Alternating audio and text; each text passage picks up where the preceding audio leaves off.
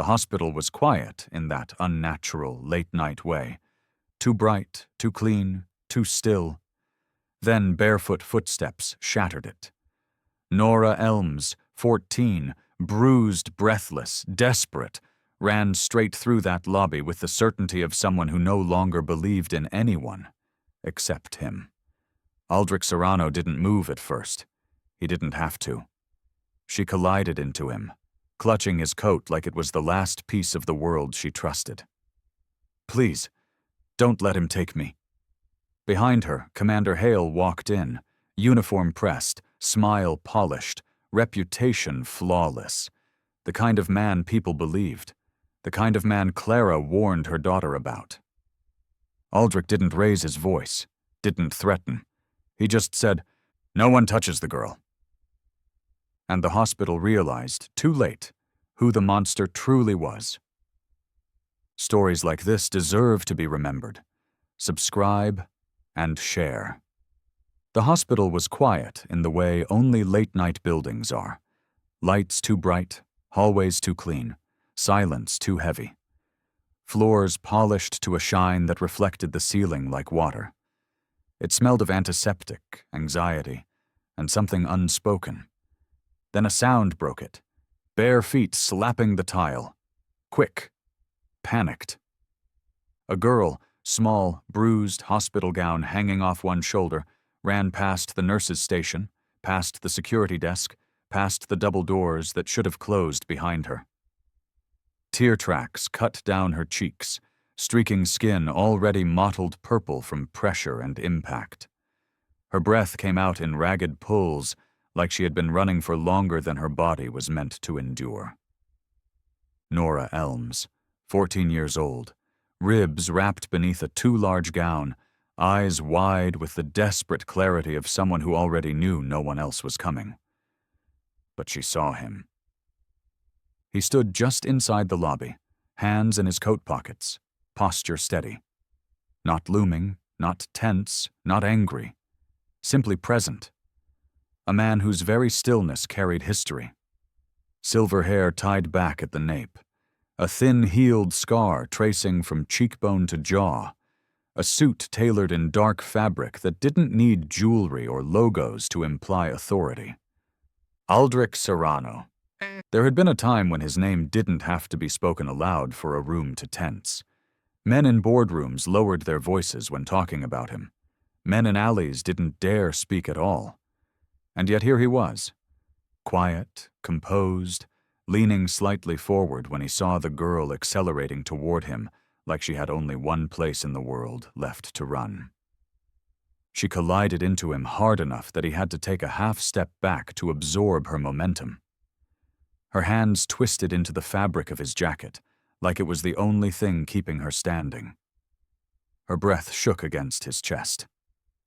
"Please," she gasped, voice cracked raw. "Please don't let him take me." Aldric didn't touch her at first. He just lowered his gaze to her face, saw the fear, the pain, the knowledge. The kind a child should never have learned. Slowly, deliberately, he placed his hand on her back. Not gripping, just anchoring. Behind her, footsteps echoed, measured, unhurried.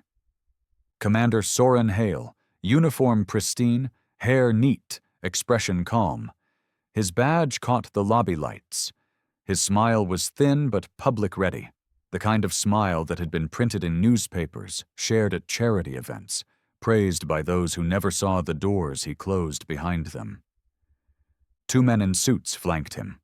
One hospital administrator hovered uncertainly nearby, papers clutched in hand. A lawyer followed, already opening a folder. Nurses froze mid-charting. Security paused mid-step. No one moved to intervene. "Thank you for bringing her here," Hale said smoothly, as if the scene were cordial. "Trauma can be overwhelming. I'll take her home now." Nora flinched so hard her entire body trembled. Aldric's palm remained steady between her shoulder blades. "She ran," Aldric said. His voice was quiet, low, measured. That means something. She's confused, Hale replied, smile still sharp. She's had a difficult few days. I'm her legal guardian. I'll handle this. Nora's fingers tightened. Aldric didn't raise his voice, didn't shift his stance, didn't look away. He simply said, "No one touches the girl." The room changed temperature. Hale's smile didn't disappear, but it twitched. "Aldric," he said softly, "let's not make a scene." "It seems," Aldric replied, just as evenly, "that we already have one." The administrator stepped forward with the discharge papers, voice thin. "Mr. Serano, legally we must release her to—" A new voice cut in. "Actually, no, you don't." Lysandra Cade walked into the lobby like she had been waiting for her cue. Dark suit, heels soft against the tile. Her hair pulled back, legal briefcase hanging effortlessly at her side. Eyes sharp enough to slice through documentation faster than most could read their names. She set a stack of stamped documents on the reception desk with a soft, controlled tap. "Emergency injunction filed," she said. "Pending guardian review." The administrator blinked.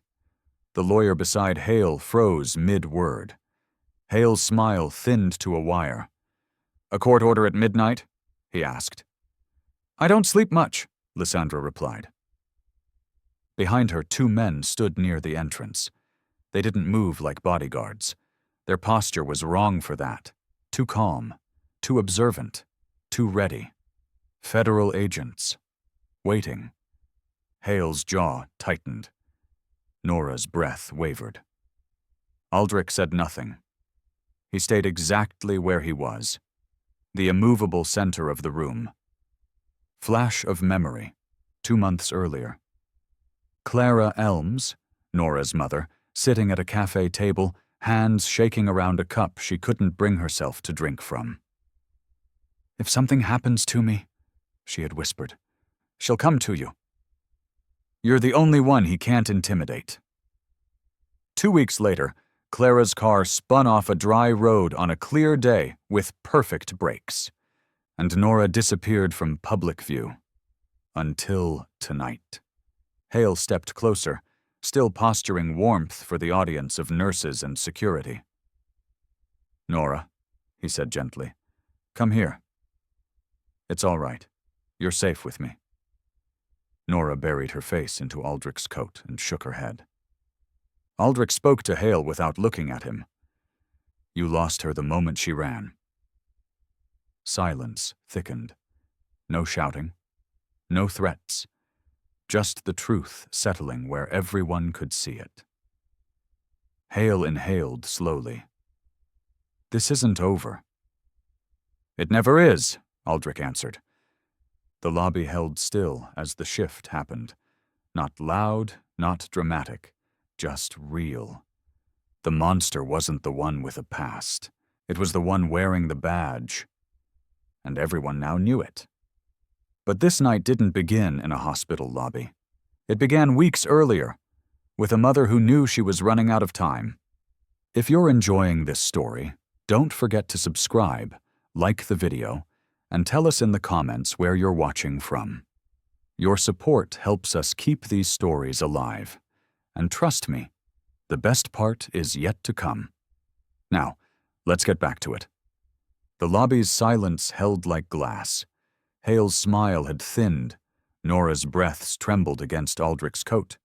Lysandra's injunction lay on the counter like a blade waiting to be named. But this night didn't begin here. It began with a woman who knew the clock had turned against her. 2 months earlier, a rain that never reached the ground drifted across the city like fog. Aldric sat alone at a corner table in a riverfront cafe that stayed open past scents. Brick walls, yellow lamps, the soft hiss of an espresso machine pretending to be a lullaby. He wore no tie. He watched the door. He had been asked to come alone, and, for once, he had. Clara Elms arrived 5 minutes late, wrapped in a thrifted coat too thin for the weather. She scanned the room the way prey studies grass, then slid into the chair opposite him and kept her hands under the table. A strand of hair stuck to her lip. She didn't notice. "Thank you," she said, and meant the words like a person means water. Aldric nodded. "You said urgent." Clara's mouth trembled. "He's getting worse." He said nothing. He let silence make space. She pulled her hands onto the table at last. The sleeves rode back, and the light showed bruises that were not new and not old, fading yellows layered beneath fresh blues, like bad weather piled on bad weather. She tugged the sleeves down again. Too late. "It's not just the anger," she whispered. "It's the math." Aldric tilted his head. Clara leaned forward, voice low. "Soren's numbers don't add up. Foundations that don't exist, evidence that does until it doesn't. He's been collecting favors, debts. A man who smiles like that shouldn't have that many locked drawers." "You went through them," Aldric said, not as a question. "I counted what he didn't want counted." She gave a small laugh that had no humor in it. "Turns out I'm good at arithmetic when I'm afraid." A waiter appeared. She flinched before she saw him, then ordered nothing. When they were alone again, she pulled a white security envelope from her coat. The paper had creases like a map of places she'd already fled. "If anything happens to me," Clara said, "she'll come to you." Hearing it out loud cost her something. Aldric heard the price. "You're asking me to step back into a room I left," he said. "I know what room it is." Clara met his eyes with a steadiness that made her seem taller. "I also know you're the only man in this city Soren Hale can't move. Not with a badge, not with a handshake, not with a smile." Aldric watched the river through the glass. Headlights smeared into threads on the wet street. He had spent years reteaching his hands not to close into fists. He had learned the slow mercy of paperwork and patience. He had built distance between what he was and what he kept being asked to be. "Why me?" he asked quietly. "Because you owe no one," Clara said. "And when a man like that says no, it stays said." She pushed the envelope across the table. He didn't touch it. "What's inside?" "Proof that I'm not crazy." The words came out in a rush. Screenshots, bank trails, a list of names I recognized and names I wish I didn't. I hid the rest elsewhere. If he searches the house, he'll find nothing but clean surfaces and empty drawers. He likes surfaces. "You should leave," Aldric said. "I tried." She smiled, without teeth. "He is the road, and the map, and the men who stop you and ask where you're going." "I'm tired, Mr. Serano." He hated how familiar the fatigue sounded. He hated how easily the old calculus woke up inside him. Lines and leverage, angles and exits. He placed 2 fingers on the envelope, but did not pull it closer. "Nora?" he asked. Clara's voice warmed at the name. "She's smarter than I was at 14. She knows how to listen without looking. She knows how to hide a SIM card in a place no one will check." Pride and sorrow collided in her face. "She shouldn't have to know any of that." "No," Aldric agreed. "She shouldn't." The cafe door opened. A couple laughed their way inside, bringing cold air and ordinary life. Clara glanced at them, and then back at Aldric, as if confirming they had not drifted into a kinder universe by accident. "Please," she said, "if anything happens to me—" "She'll come," Aldric finished. "She'll run," Clara corrected. "He doesn't let you walk." He slid the envelope into his coat, feeling its thin weight like a fault line. When he looked up again, Clara was studying him with a kind of sad relief. "You didn't promise," she said. "I don't make promises I can't keep," he replied. A beat. Then she nodded as if that was exactly the promise she'd hoped for. They left separately. He watched her cross the street in the reflection of the glass. She did not look back. The rain did not touch her. 2 weeks later, the paper said the word malfunction like it was a clean towel. Dry road, good weather. A curve taken 100 times before, suddenly too sharp for a sober driver going the speed limit. The report came with diagrams and a small square photo of Clara smiling at a school fundraiser. The caption remembered her kindness. It did not remember the bruise beneath her sleeve. Aldric stood at the back of the funeral, the way men like him did when they knew their presence could bend a room. He wore a dark coat with a collar that hid his throat tattoo. He listened to speeches delivered by people who hadn't known Clara needed rescuing. He watched Soren Hale accept condolences with that public-ready grief, the exact amount of red in his eyes, the exact weight of his sighs. He watched Nora stand a step back from the casket, hands flat against the fabric of her dress like she was keeping herself from shaking apart. When the line formed to exit, Hale leaned down to whisper something in the girl's ear. Nora did not move. She stared at the flowers like staring could be a weapon. After, Aldric did not approach. He let the distance do what distance was good at, keeping people safe from the consequences of his name. But when the hearse pulled away and the crowd thinned to cars and cigarette smoke, he walked the perimeter of the lot, slow as shadow. A wind pushed dead leaves across his shoes. He found a quiet corner behind the maintenance shed and waited until the ache in his chest settled into the shape of resolve. He didn't open the envelope. He didn't need to, not yet. A closed envelope can sometimes keep a war from starting before you know where the exits are. He had men who could map systems, women who could read the polite malice in budgets and calendars, lawyers who understood where to place a single page so entire doors closed softly on the wrong hands. He called none of them. He watched instead. He learned Hale's roots, the gym that required a donor key, the Thursday coffee with a councilman who used nouns like favors, the hospital fundraisers where check amounts determined table distance from the stage. He learned the names that traveled with Hale's laugh and the ones that shrank when it arrived. He learned how the city moved for him, like smart water around a sharp stone. The first time Aldric saw Nora after the funeral was from across a school parking lot. She wore a hoodie despite the heat, hands tucked, eyes on the ground. A teacher said something to her, gentle, and the girl nodded in that way children do when nodding is safer than truth. Hale's car idled at the curb, blinkers on. When Nora slid into the passenger seat, she did not close the door right away. She looked out across the lot as if measuring a distance she could not yet cross. Then she shut herself in. Weeks went. The envelope waited. Hale smiled in photographs. Aldric made calls he never finished and stood in doorways he never entered. Restraint is a kind of violence, too. It bruises different parts of a man. The hospital rang tonight just after midnight.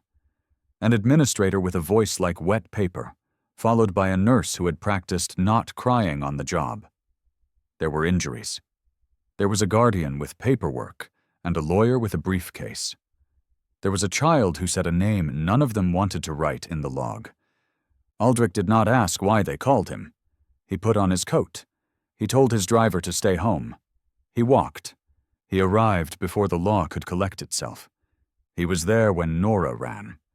He was still there now, his palm steady against the small bones of her back, the lobby suspended between what it had been and what it would be when the sun found the windows. Across from him, Hale watched like a man deciding which mask to wear next. Lysandra quietly texted a number that never rang. The two men by the door watched the room like it was a chessboard, and they were tired of losing to amateurs. Aldric's shoulder ached where old damage woke in bad weather. He ignored it. He reached inside his coat and felt the thin rectangle Clara had pushed across the cafe table. Edges softened by time, weight unchanged. He drew the envelope out just far enough to see the crease lines. It was still sealed. Before we continue, take a moment to subscribe and like this video. It helps more people discover stories like this one. And tell us in the comments where you're watching from. Now take a deep breath, because what happens next will change everything. The lobby lights hummed overhead, too bright for the hour, too sharp against eyes that had seen too much.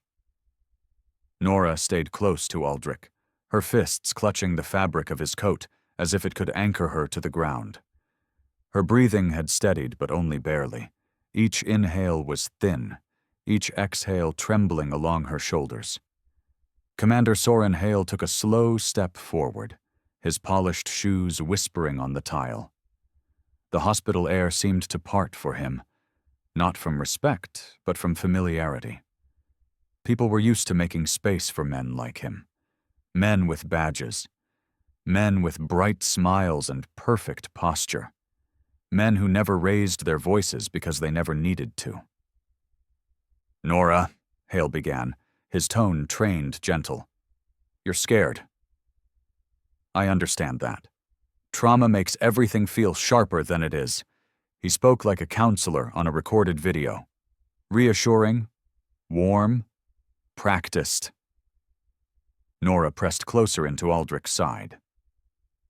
Aldric didn't speak. Hale continued, stepping just close enough to suggest familiarity, but not close enough to trigger alarm. He knew exactly where that invisible line was. Of course he did.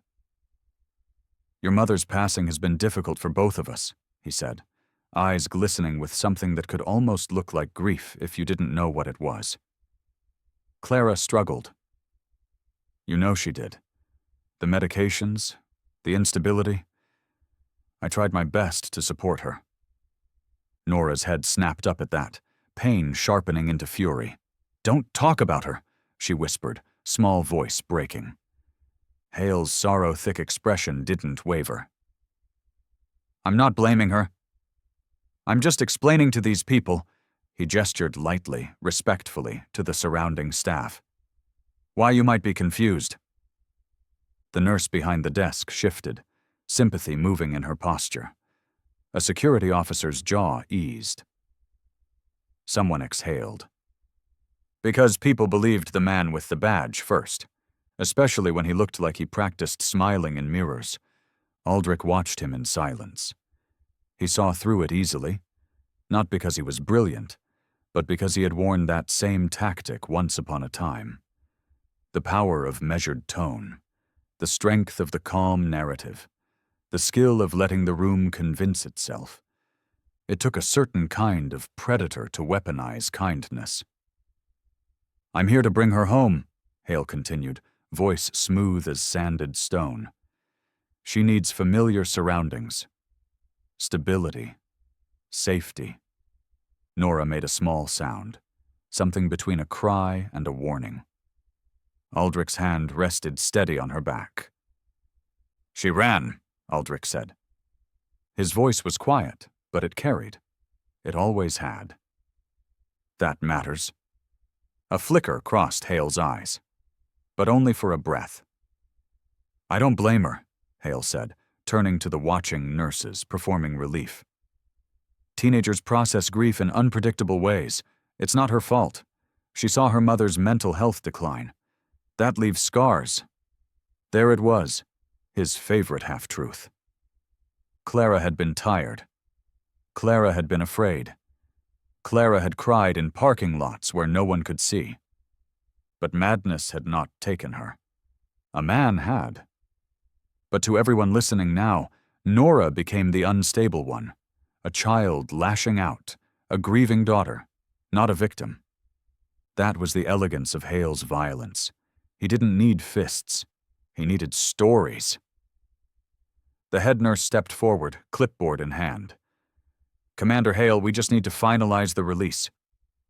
"No," Aldric said. The nurse froze. Hale looked at him then. Really looked. Not performing. Not smiling. Measuring. Calculating. "Aldric," he said softly, just the two of them now, despite the entire room watching. "You're out of your territory here. This is a hospital. This is procedure. You don't need to involve yourself in this." "You already involved me," Aldric replied. 2 months ago. A beat, a twitch in Hale's jaw, a reminder that the past was not as buried as he preferred. Hale shifted his stance, turning the performance back on. "With all due respect," he told the nurses, "Mr. Serano is an old acquaintance. He's upset. This is an emotional situation. Let's not escalate." The staff nodded again, comforted by tone, uniform, and familiarity. They didn't see the shadow underneath. Or maybe they did, but people liked to pretend shadows were tricks of the light. Before Hale could step forward again, heels clicked against the tile. Lysandra Cade entered the lobby with the presence of someone who had walked into hostile rooms before and left them obedient. Her suit was charcoal, her expression surgical.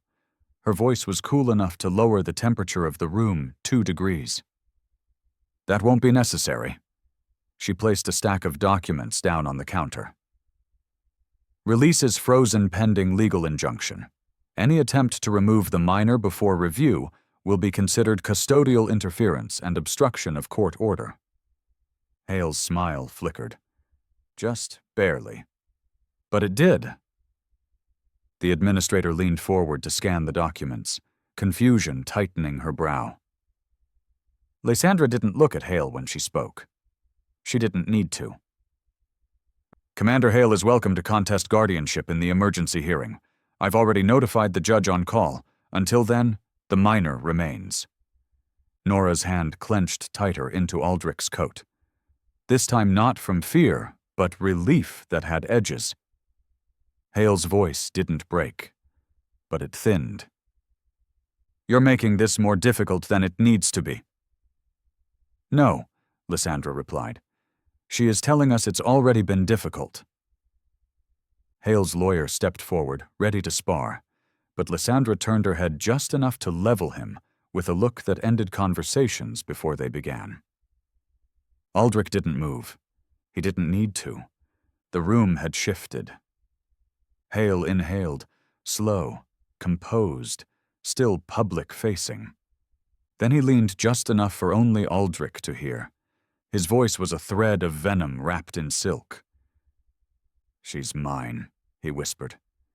"And there's nothing you can do about it."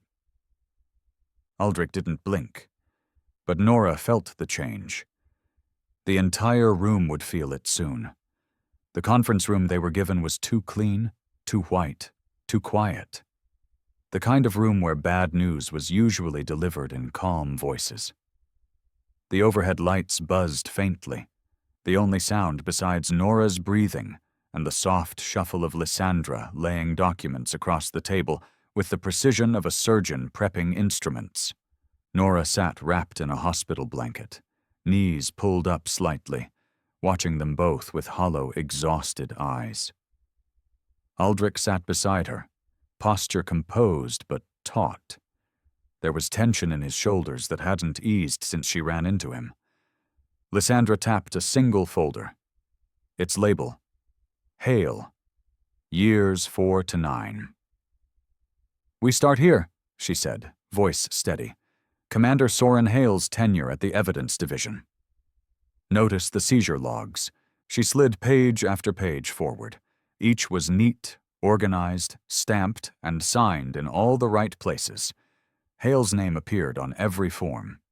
Each report was, at first glance, correct, until the small details clicked. 8 seizures, Lysandra continued, all containing high-value property, jewelry, cash, unregistered weapons, rare collectibles. Nora blinked slowly. "But where did they go?" Aldric answered, his voice low. "They disappeared." Lysandra nodded. Officially, they were miscounted, improperly stored, or lost during evidence transfer. Hale filed the paperwork himself. The internal audits came back clean because he rewrote the audit standards 2 years before. He structured the entire system in his favor. Nora stared at the papers, as though she could burn holes in them with her eyes. Lysandra opened another folder. Then there are the donations. He has a charity. The word fell from her mouth like something rotten. The Hale Community Uplift Coalition. Aldric let out a quiet exhale. He'd heard the name before. Saw it printed on playground signs, scholarship pamphlets, food drive flyers. A gleaming public face. Most of the funds in that charity, Lysandra continued, come from anonymous donors. But there's a pattern. She spread 3 more sheets on the table. Bank transfers, dates, routing numbers. Aldric's jaw flexed. He'd seen movements like this before. Money broken down into smaller portions, masked through unrelated business fronts, distributed quietly. Evidence room seizures go missing. Lysandra pointed to the columns. 6 weeks later, equivalent amounts appear in the charity's account. So he was stealing from the police? Nora asked, voice faint. Stealing from the public, Aldric corrected softly. From anyone too powerless to stop him. Nora closed her eyes. Her breath shivered. Lysandra softened, just for a moment. This is enough to raise suspicion. But suspicion isn't proof, she tapped the papers. To win, to protect you permanently, we need something undeniable. Something that cannot be spun.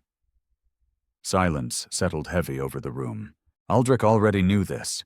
Knew it before they walked in. Knew it months ago, when Clara had come to him, hands shaking. He had tried to prepare for this moment, but Hale had covered his tracks well.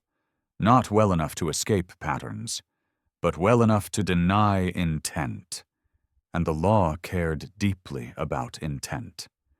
Nora looked up, eyes glistening. Not with tears this time, but with something else. Something sharper. Resolve. "My mom," she whispered, voice almost too quiet to catch. "My mom left something for me." Lysandra stilled. Aldric's head turned, slow and deliberate. "What did she leave you?" Nora looked down at her wrist. Not at the bruises, though they were there, yellow and violet blooming beneath the skin, but at the hospital bracelet looped loosely around her arm. White plastic, printed name, patient number.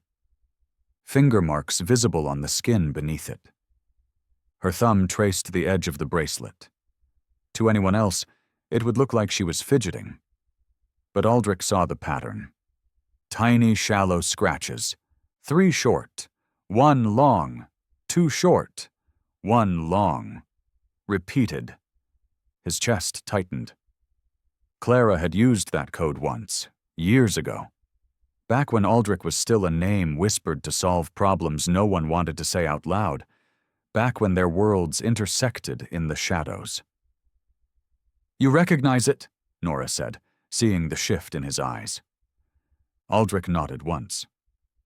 "It's a cipher key." Lysandra leaned forward. "Nora, did your mother tell you what it unlocks?" Nora swallowed. She said if anything happened to her, if I was ever scared and couldn't get away, I should give it to him." Her eyes lifted to Aldric. "You." Lysandra was already pulling out her laptop, her movements crisp and urgent. "Nora," she said, "do you know where the file or account tied to this key is stored?" Nora hesitated, searching memory like turning pages with shaking hands. She said, "Left of the orchard." Her voice wavered. I thought it was just something she said. But earlier tonight, I remembered. When I was in the ambulance, I looked down. The scratches were on the bracelet, and she always wore a bracelet, Lysandra typed. "Left of the orchard. Orchard Drive. The storage facility? Aldric shook his head. No, not physical. She meant the cloud platform. Orchard Storage. She kept her medical files there years ago. Lysandra's fingers moved faster. Security protocols, two-factor authentication, encryption prompts, and then a login request. Password?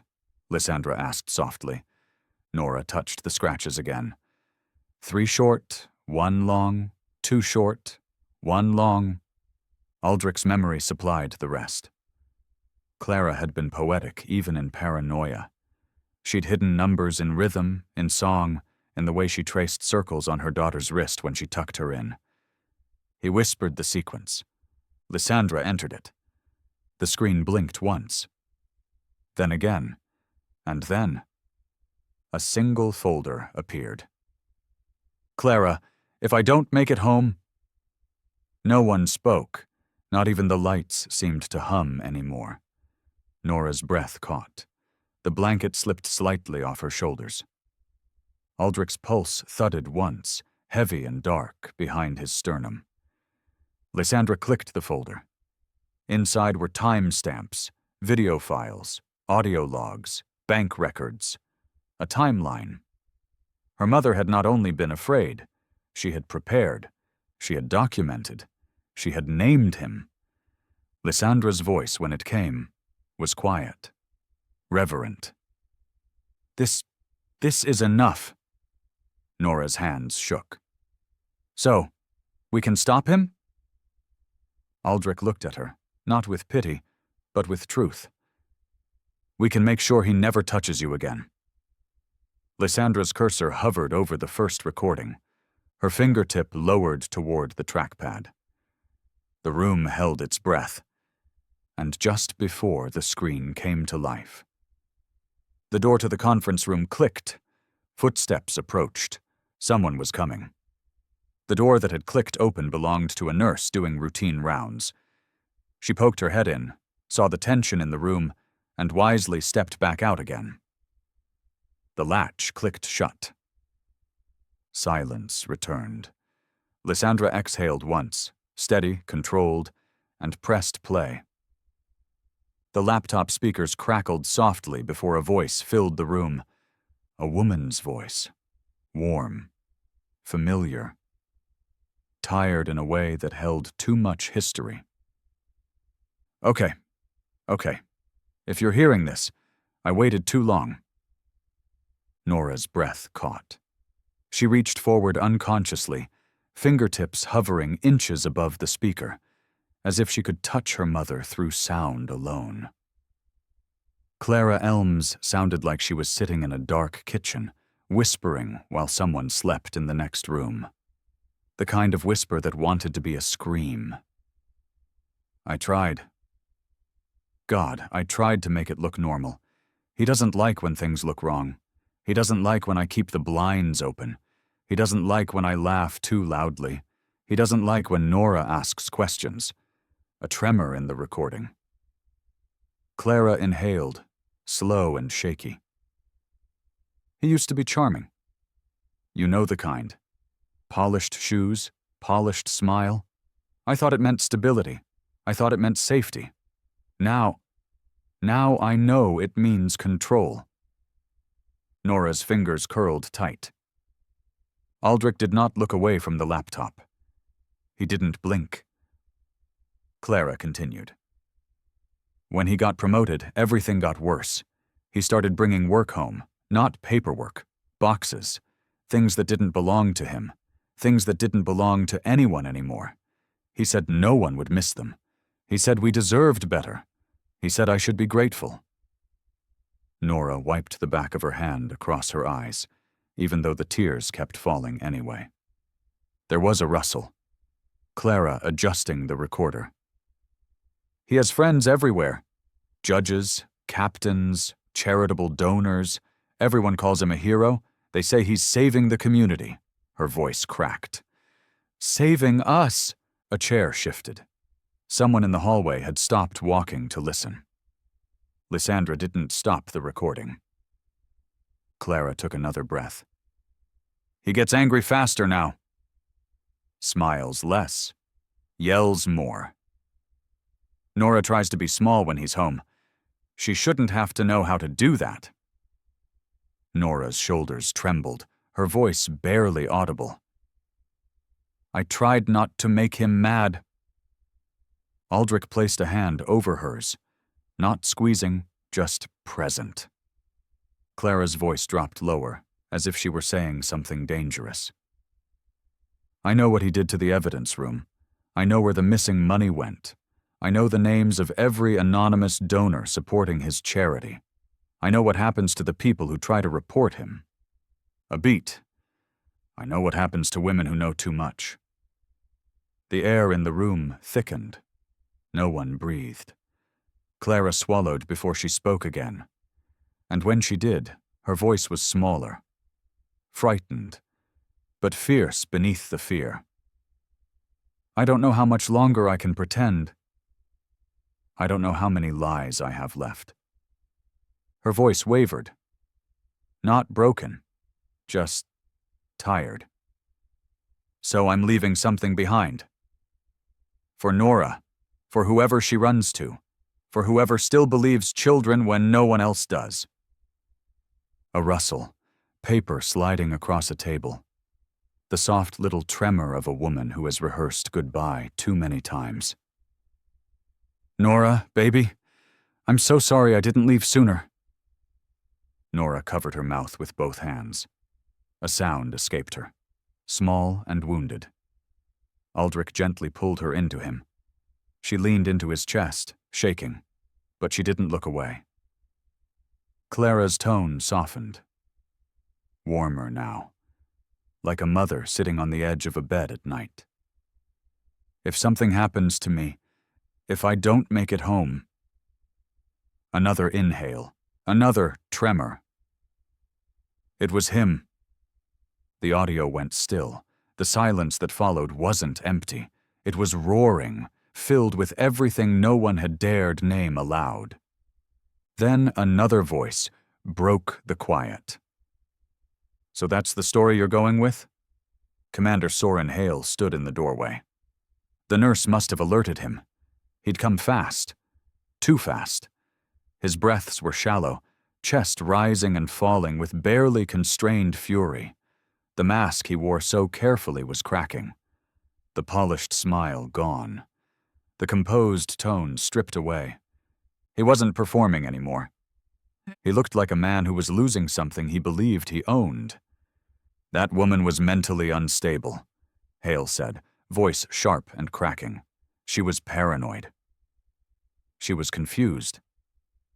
And you're exploiting a grieving child. She wasn't confused, Lysandra said coldly. She documented your theft. She documented your violence. She documented everything. Hale's face twisted. That recording proves nothing. She was upset. She was emotional. You know how people get. This wasn't emotion, Aldric said.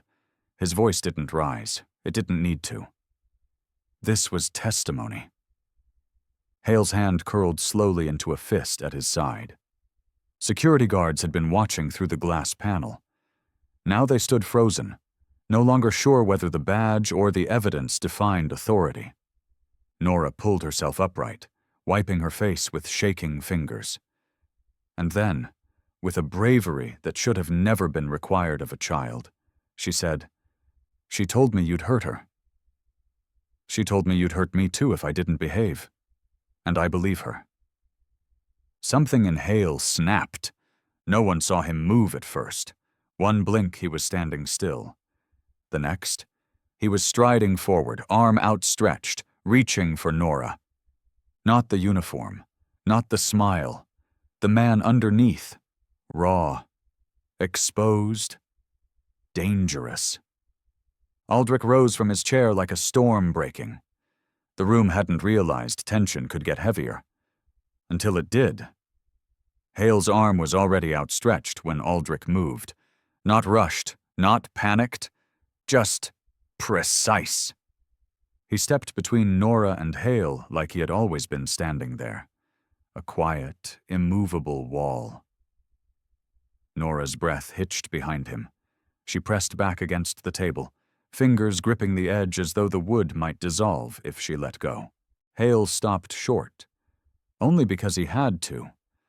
Aldric was close now, closer than he had been all night. Close enough for Hale to see the steadiness in his eyes. Close enough for anyone watching to see which man looked like the predator and which looked like the threat of consequence. The fluorescent lights were cold overhead. Someone in the hallway whispered. A nurse stopped mid-step. The world narrowed to the space between the two men.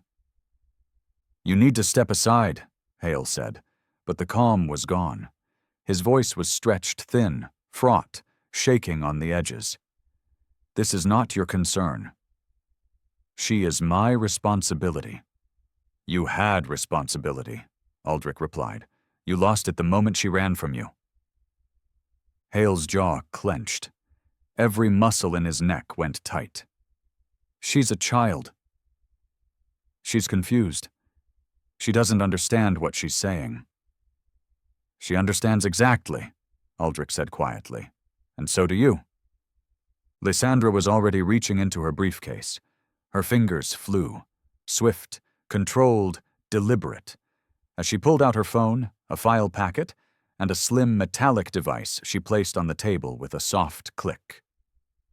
"This is Lysandra Cade calling for emergency judicial review," she said, tone sharp and clear. "Minor in question is present. Evidence of endangerment has been documented, requesting protective custody injunction and immediate freeze on discharge authority." Hale's head snapped toward her. "You can't do that without—" "I already did." She didn't look at him. Hale turned toward the door. "Officers!" "I need her escorted." But the officers did not move. 3 hospital security guards and 2 uniformed police stood just outside the doorframe, drawn by raised voices and the weight of something wrong. They had heard the recording. They had seen Nora's face. They had seen Hale's break in composure. Their hesitation was not dramatic. It was simply human. They did not step forward. And that absence of motion was louder than any refusal. Hale's breath faltered. His eyes darted between them, searching for obedience, for authority, for the old reflex of people falling into line because of the badge on his chest. None of them moved. His voice rose, not commanding now, but desperate. "She is my daughter. I am legally responsible for her well-being. I am giving a lawful instruction." "No," one of the younger officers said quietly. "You're not." It wasn't rebellion. It was recognition, the kind that comes when truth finally weighs more than rank. Hale stared at him, something wild flickering beneath his skin. Aldric remained still. No threat, no raised voice, no clenched fists. Just presence. Then Aldric spoke, so quietly the entire room leaned in to hear. "Take one step," he said, voice low and even, "and you will never be free again." Not a shout, not a threat disguised as righteousness, a promise. Hale saw it, and for the first time that night, fear broke through his face. Not fear of Aldric's fists, but fear of what Clara had left behind. Fear of the truth now unfolding out loud. Fear of the moment he could no longer control the narrative. His hand trembled. Nora watched him, eyes wide, not in terror, but in realization. The monster was afraid.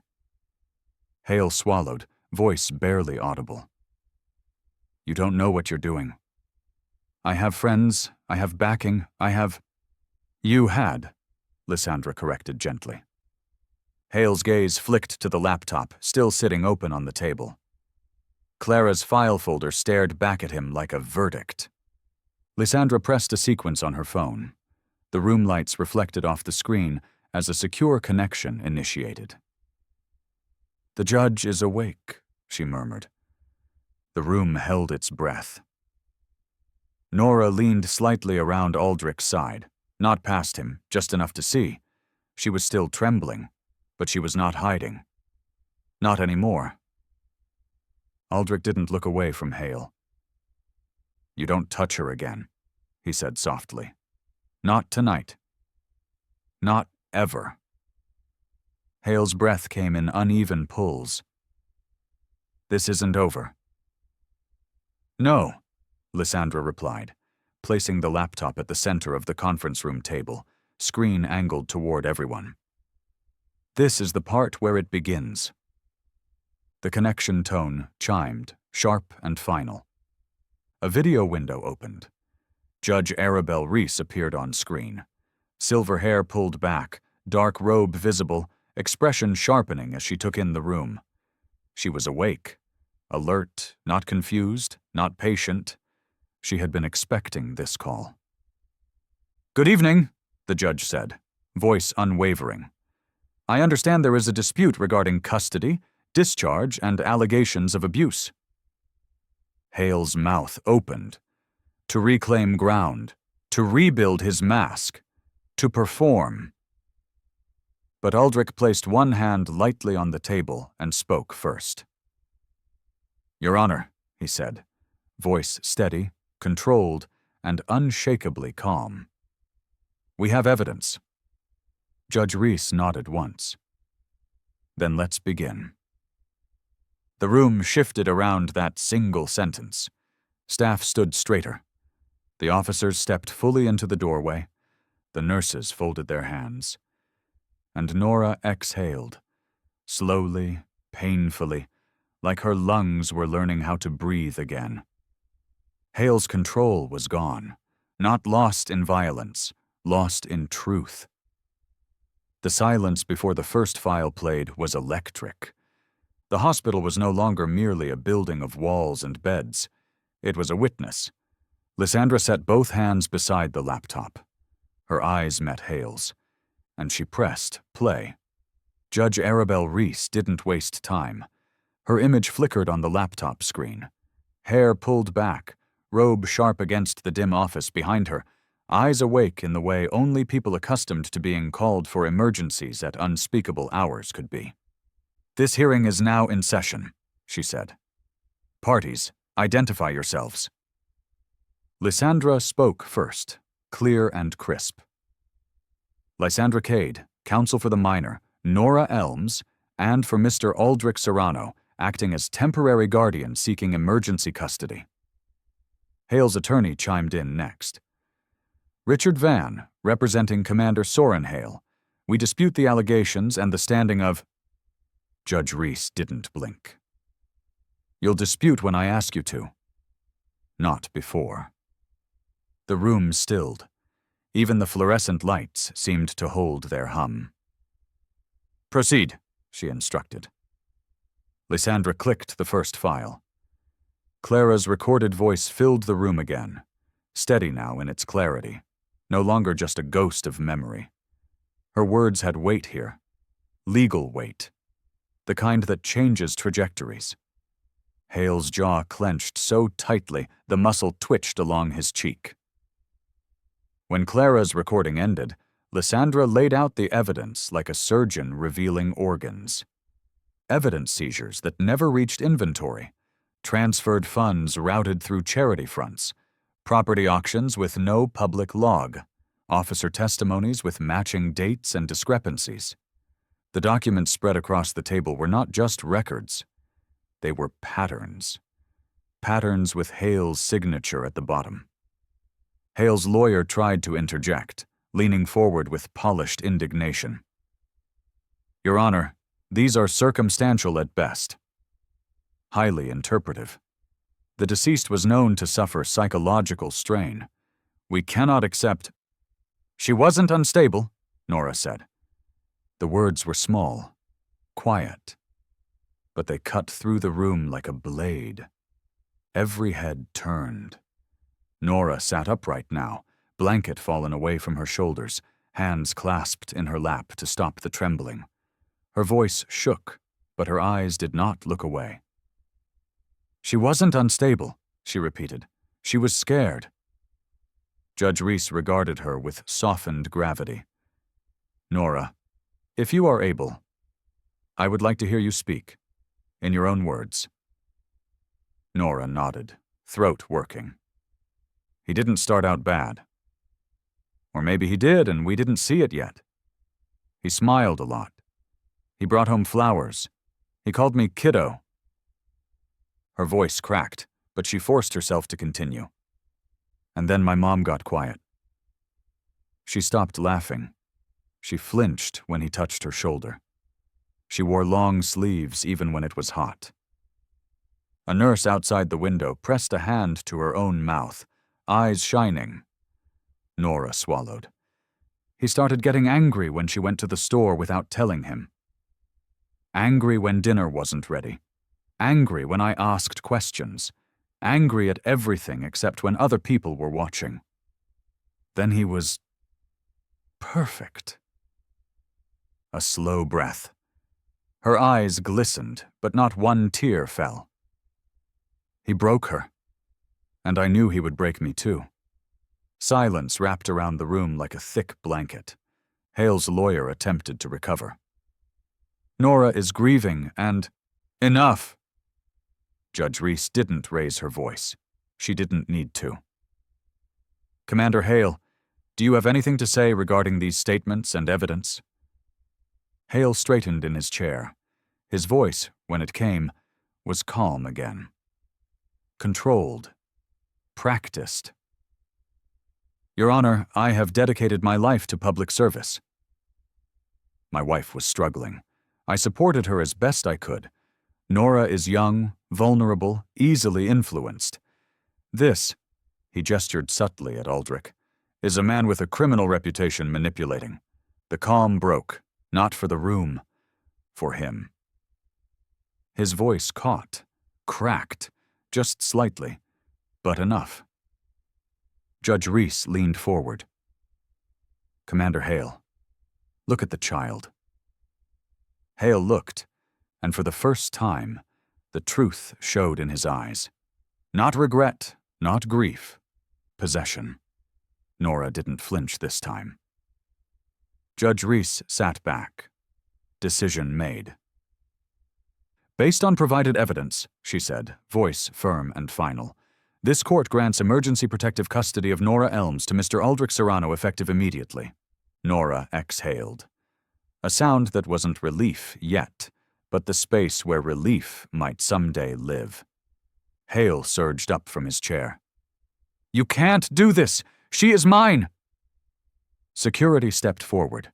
The officers who had hesitated before no longer did.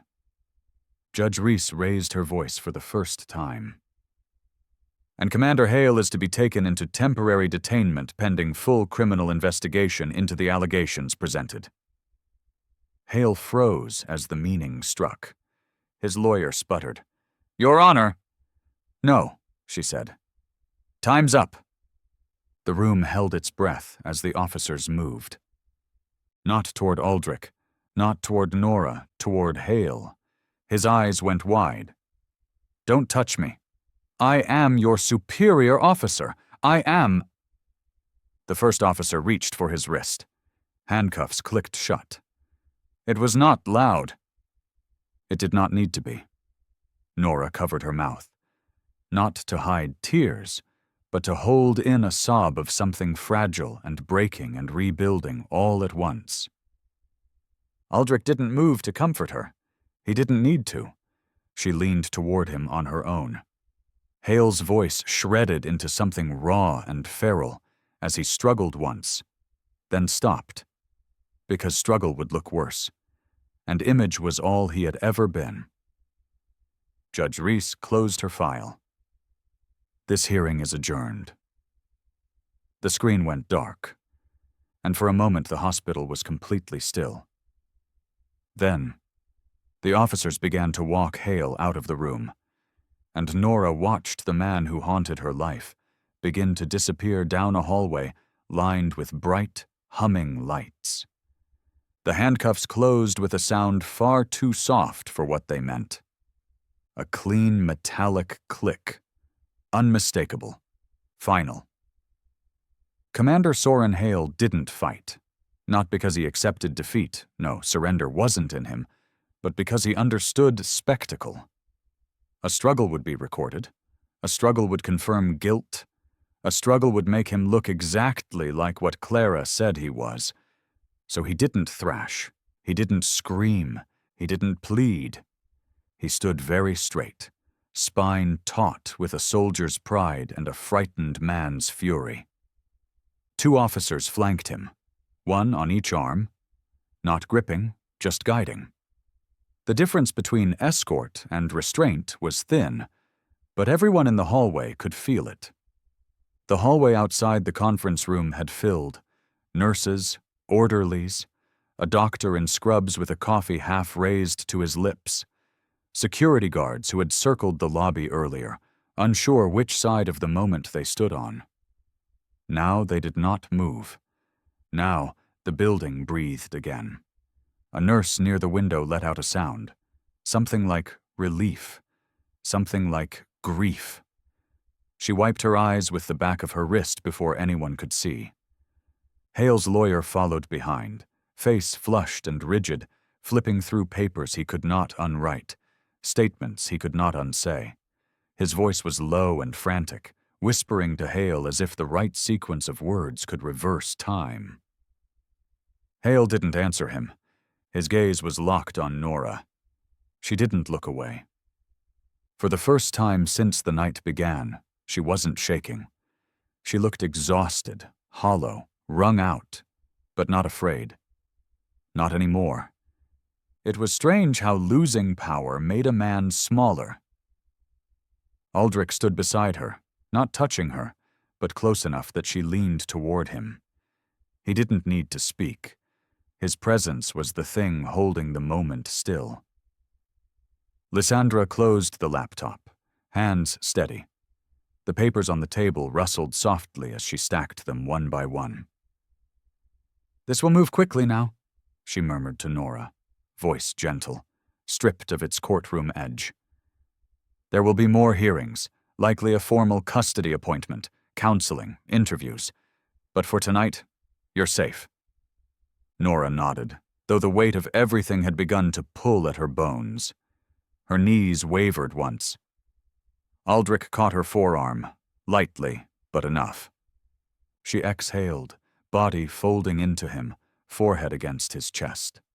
Not collapsing, just resting because the storm had passed and her body finally remembered it was allowed to be tired. Aldric lowered one hand to her back, keeping her anchored. No words, no promises spoken aloud. They'd already been made. Hale was escorted down the main corridor toward the lobby. His steps were measured, controlled. He still carried himself like a commander, but his shadow no longer reached the walls. Nurses who had once smiled politely at him now stepped aside without meeting his eye. Security who once nodded respectfully now watched him like they had missed something they should have seen long ago. A doctor paused at the end of the hall, stethoscope hanging loose, expression heavy. Not shocked, but quietly ashamed at how easily a uniform hides truth. There was no victory in the air. Only release. Lysandra slid a final form across the conference table. Custody transfer. Emergency protective guardianship. Signature line for Nora Elms' temporary guardian. "Sign," she said softly. Aldric took the pen. His name, already known in whispers, in rumors, in history, looked strangely ordinary on hospital paper, as though anyone could be entrusted with someone's life, as though the world understood that guardianship is not about legality. It's about choosing someone and refusing to let them be alone. Lysandra countersigned. "She's under your protection now. Legally, formally, entirely."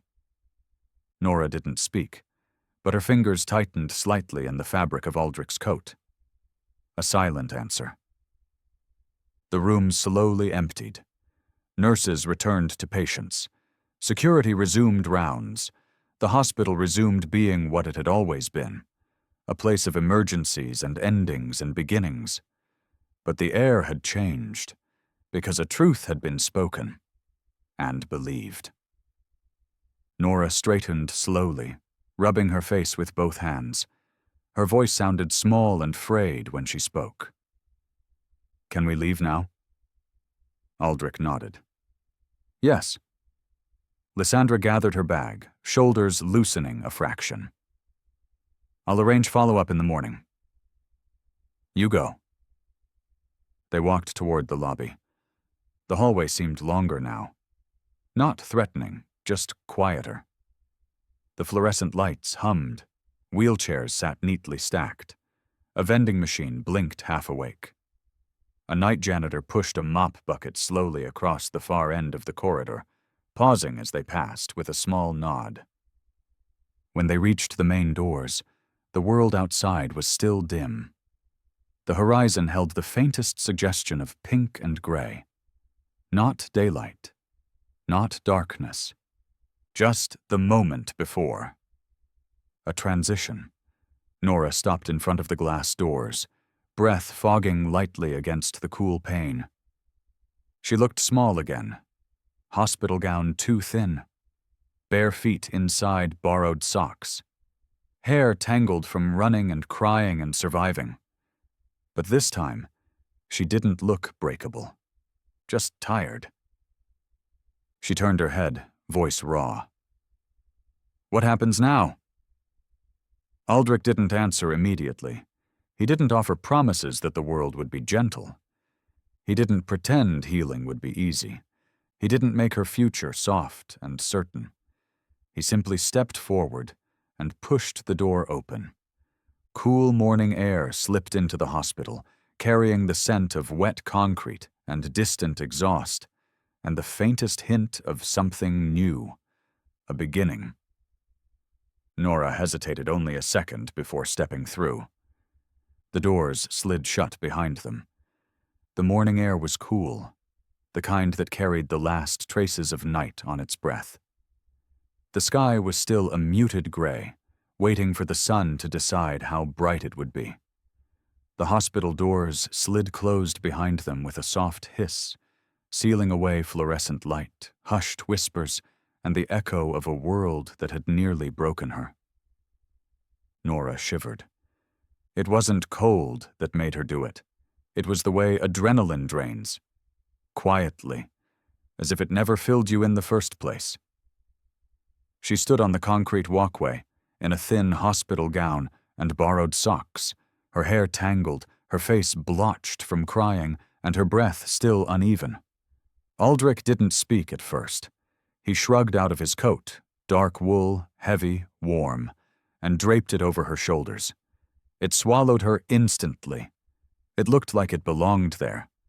Nora clutched the front of it in one hand, fingers disappearing into fabric that smelled faintly like cedar and rain, and something metallic she couldn't name. Something steady. They started walking, not quickly.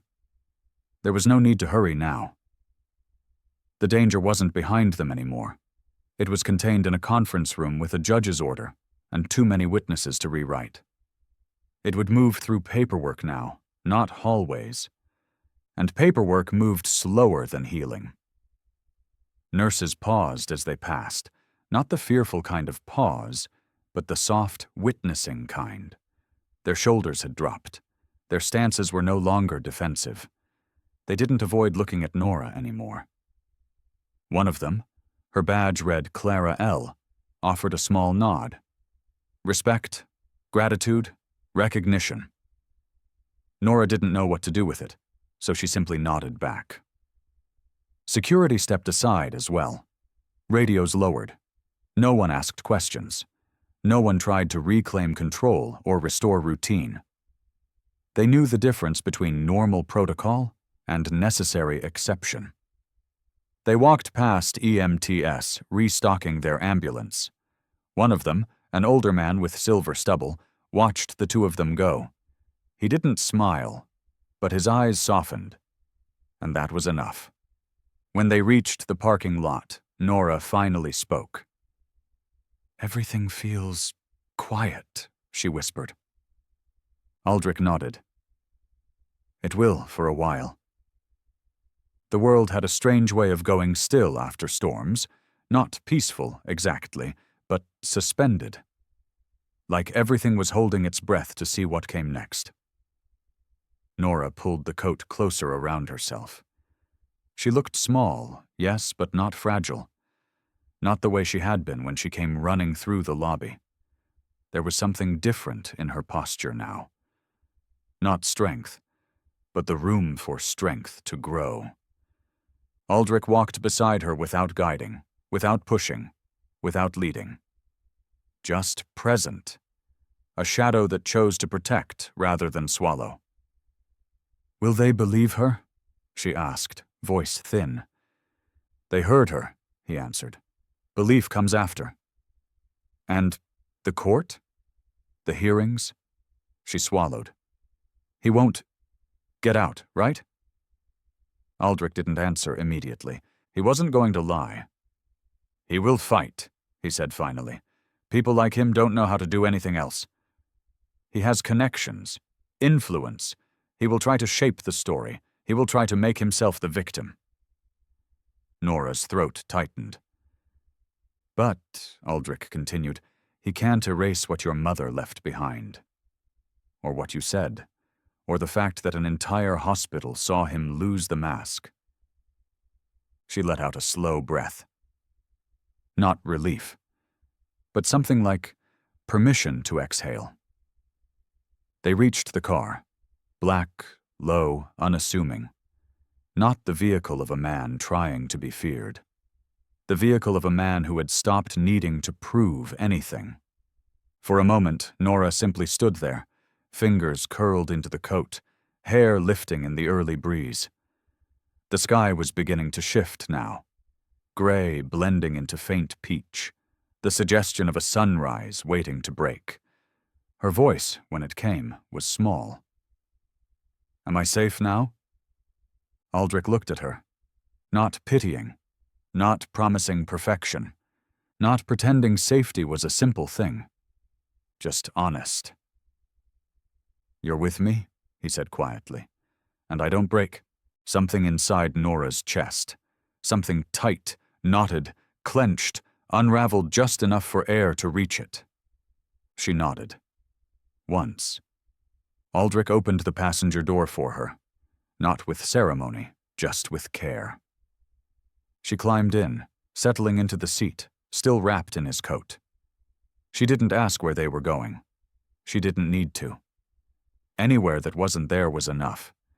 Anywhere where she didn't have to listen for footsteps was enough. A home would come later.